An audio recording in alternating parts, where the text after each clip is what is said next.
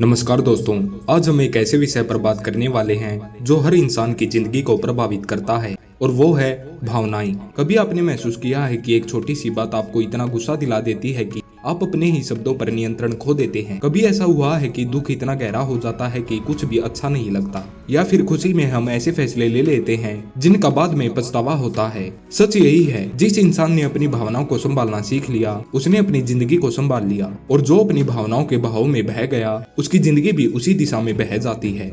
आज मैं आपको कुछ ऐसे सरल लेकिन बेहद प्रभावशाली तरीके बताऊंगा जिनसे आप अपनी भावनाओं पर नियंत्रण पा सकते हैं। और याद रखिए, आखिरी बात सबसे ज्यादा महत्वपूर्ण है, इसलिए उसे बिल्कुल भी मत छोड़ना। सबसे पहले समझिए, भावनाएं दुश्मन नहीं होती। गुस्सा, दुख, डर, खुशी, ये सब हमारे अंदर स्वाभाविक रूप से पैदा होते हैं। समस्या भावनाओं में नहीं है, समस्या है उनके ऊपर हमारे नियंत्रण की कमी में।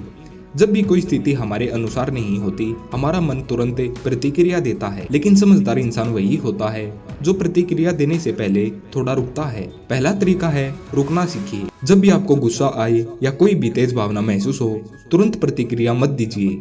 बस कुछ सेकंड के लिए रुक जाइए, गहरी सांस लीजिए और खुद से पूछिए, क्या यह प्रतिक्रिया सही है? ये छोटा सा रुकना आपको बड़ी गलतियों से बचा सकता है। दूसरी बात, अपनी भावनाओं को पहचानिए। अक्सर हम गुस्से में होते हैं लेकिन असल में हम दुखी होते हैं। कभी हम डर के कारण चिल्लाते हैं लेकिन हमें लगता है कि हम मजबूत बनते जा रहे हैं। जब आप अपनी भावनाओं को सही तरीके से पहचानने लगते हैं तो आप उन्हें बेहतर तरीके से संभाल भी सकते हैं। तीसरी बात, अपने विचारों को बदलना सीखिए। हर भावना के पीछे एक विचार होता है। अगर कोई आपको कुछ कहता है, उसने मेरी बेइज्जती की, तो आपको गुस्सा आएगा। लेकिन अगर आप सोचें शायद उसका दिन खराब है, तो आपका गुस्सा अपने आप कम हो जाएगा। यानी स्थिति नहीं, आपका नजरिया आपकी भावना तय करता है। अपनी ऊर्जा को सही दिशा में लगाइए।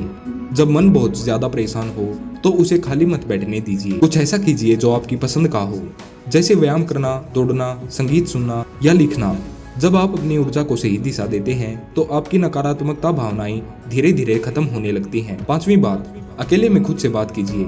हाँ, ये सुनने में अजीब लग सकता है, लेकिन ये बहुत असरदार तरीका है। जब भी आप भावनात्मक रूप से कमजोर महसूस करें तो खुद से पूछिए, मैं ऐसा क्यों महसूस कर रहा हूँ?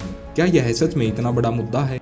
आप पाएंगे कि कई बार हम छोटी छोटी बातों को अपने मन में बहुत बड़ा बना लेते हैं। छठी बात, हर चीज को दिल पर मत लीजिए। हर इंसान की अपनी सोच होती है, अपनी परिस्थितियां होती हैं। अगर कोई कुछ गलत कहता है तो इसका मतलब ये नहीं है कि वह आपकी सच्चाई है। दुनिया क्या कहती है उससे ज्यादा जरूरी ये है कि आप अपने बारे में क्या सोचते हैं। सातवीं बात, धैर्य रखना सीखिए।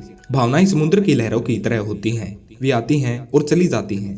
अगर आप लहर के साथ बह जाएंगे तो आप कभी भी शांत नहीं रह पाएंगे, लेकिन अगर आप धैर्य रखते हैं तो आप देखेंगे कि हर भावना कुछ समय बाद अपने आप खत्म हो जाती है। और अब सबसे महत्वपूर्ण बात, जिसे आपको कभी भी नजरअंदाज नहीं करना चाहिए। आखिरी और सबसे जरूरी बात है खुद को समझना और स्वीकार करना। हम अक्सर अपनी भावनाओं से लड़ते हैं। हम कहते हैं, मुझे गुस्सा नहीं आना चाहिए, मुझे दुखी नहीं होना चाहिए। लेकिन सच ये है कि जितना आप अपनी भावनाओं को दबाने की कोशिश करेंगे, वे उतनी ही ताकत से बाहर आएगी। इसलिए खुद को समझिए, खुद को स्वीकार कीजिए। अगर आपको गुस्सा आता है तो ये भी आपकी एक भावना है। अगर आप दुखी होते हैं तो ये भी इंसान होने का एक हिस्सा है। जब आप खुद को पूरी तरह स्वीकार कर लेते हैं तब आप अपनी भावनाओं के गुलाम नहीं रहते, बल्कि उनके मालिक बन जाते हैं। दोस्तों, जीवन में सफलता सिर्फ मेहनत से नहीं मिलती, बल्कि अपने मन और भावनाओं को संभालने की क्षमता से मिलती है। आज से ही शुरुआत कीजिए। छोटी छोटी बातों में खुद को संभालना सीखिए। याद रखिए, आपकी भावनाएं आपकी ताकत बन सकती हैं अगर आप उन्हें सही दिशा में ले जाएं। धन्यवाद।